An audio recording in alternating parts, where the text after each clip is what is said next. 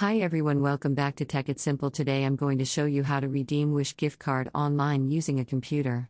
Keep watching the video till the end and don't forget to subscribe to our channel by hitting that subscribe button. Also press the notification bell so that you'll never miss another upcoming updates from us.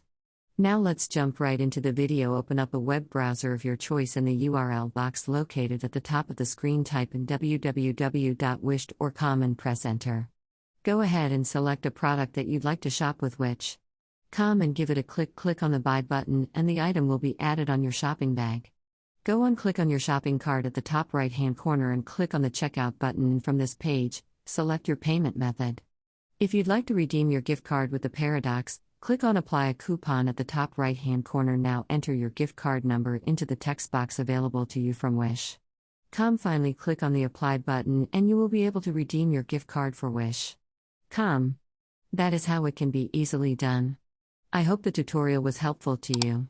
If it was, go ahead and give us a thumbs up, as soon be back with more tutorial videos like this. Thank you for watching.